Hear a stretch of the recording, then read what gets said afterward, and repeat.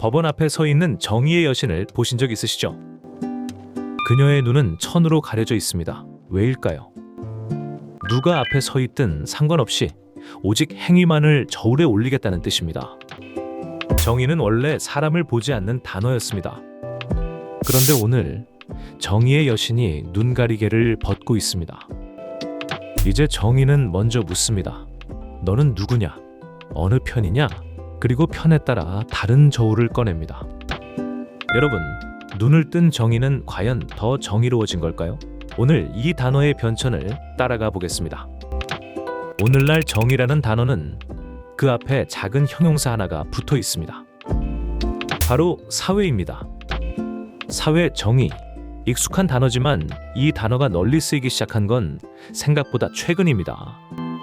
오늘날 이 단어는 특정한 방식으로 작동합니다. 먼저 사람들을 두 집단으로 나눕니다.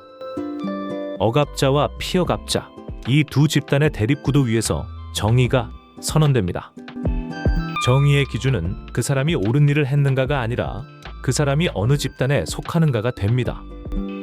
같은 행동을 해도 집단이 다르면 평가가 달라집니다. 이것이 오늘의 사회 정의가 작동하는 방식입니다. 이 흐름에는 이름이 있습니다. 사회 정의의 전사라는 뜻의 소셜 저스티스 워리어, 줄여서 SJW라고 부릅니다. 이 단어는 원래 긍정적인 뜻이었지만 지금은 비판적인 의미로 더 많이 쓰입니다. 이유가 있습니다. 정의의 이름으로 반대자를 침묵시키는 방식이 곳곳에서 나타났기 때문입니다. 강연이 취소되고 책이 출판 금지되고 한 사람의 오래된 발언 하나로 직장을 잃는 일들이 생겼습니다. 여기서 우리가 던져야 할 질문은 이것입니다. 이 사회 정의는 어디서 왔을까요? 그 계보를 따라가 보면 몇 명의 사상가가 보입니다. 첫 번째는 미국의 정치 철학자 존 롤즈입니다. 1971년 그는 정의론이라는 두꺼운 책을 세상에 내놓습니다. 이 책의 핵심은 정의는 가장 적게 가진 사람에게 가장 유리해야 한다는 명제입니다. 약자를 배려하자는 주장 자체는 따뜻합니다. 크리스천도 공감할 수 있는 문장입니다. 그런데 롤즈의 이 명제는 시간이 지나면서 원래보다 훨씬 더 강한 방식으로 해석되기 시작합니다.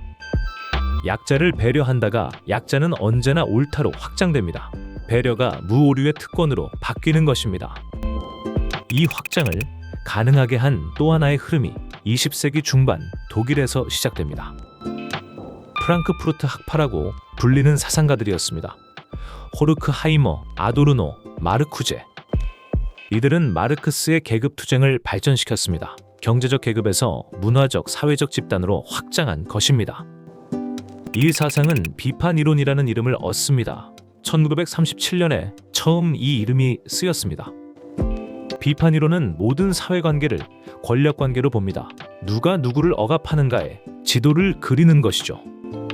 이 지도 위에서 사람은 개인이 아니라 집단의 일원으로만 존재합니다.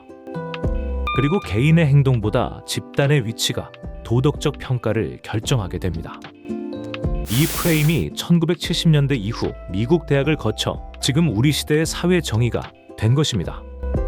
이 지점에서 우리는 성경으로 돌아가야 합니다. 성경은 정의라는 단어를 처음부터 깊이 다룹니다. 그런데 성경의 정의는 두 개의 단어로 이루어져 있습니다. 첫 번째는 미슈파트, 바르게 판단하다, 바르게 세우다라는 뜻의 히브리어입니다. 두 번째는 체다카, 관계를 바르게 회복하다라는 뜻입니다. 이 두 단어가 항상 함께 붙어 다닙니다. 바른 판단과 바른 회복. 그래서 성경의 정의는 어느 한쪽 편을 드는 것이 아닙니다. 틀어진 것을 원래 자리로 되돌리는 것입니다. 레위기 19장 15절은 이렇게 말합니다. 가난한 자의 편을 들지 말며 세력 있는 자라고 두둔하지 말라. 약자 편도 강자 편도 아닌 공의 편을 들라는 명령입니다. 물론 성경은 약자를 돌보라고 수없이 명합니다. 고아, 과부, 나그네를 특별히 보호하라고 합니다. 그런데 그 방식은 그들의 집단이 옳기 때문이 아닙니다. 그들이 약하기에 불의가 쉽기 때문입니다. 성경의 정의는 약자를 신격화하지 않습니다. 강자를 악마화하지도 않습니다. 행동 자체를 바르게 봅니다. 이것이 성경적 정의와 오늘의 사회 정의가 갈라지는 지점입니다. 그렇다면 우리는 이 시대를 어떻게 살아야 할까요? 세 가지만 생각해 봅니다. 첫째, 사람을 집단이 아니라 개인으로 보는 훈련입니다. 성경은 하나님이 한 사람씩 이름을 부르신다고 말합니다. 둘째, 이 행동이 옳은가를 먼저 묻는 습관입니다. 누가 했느냐 이전에 무엇을 했느냐가 먼저입니다. 셋째, 약자를 진짜로 돕는 길은 그들을 어린아이처럼 대하지 않는 것입니다. 그것이 진짜 존엄입니다. 집단에 갇힌 배려는 동정이 됩니다. 개인의 존엄을 인정할 때 비로소 사랑이 됩니다. 진짜 정의는 편이 아니라 바름을 향합니다. 편이 편을 이길 때 정의는 사라지고 승패만 남습니다.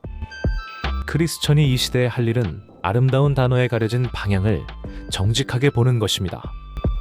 다음 편에서는 또 하나의 아름다운 단어, 관용을 다루려 합니다. 진리로 자유케 되는 그날까지 지금까지 진리와 자유였습니다.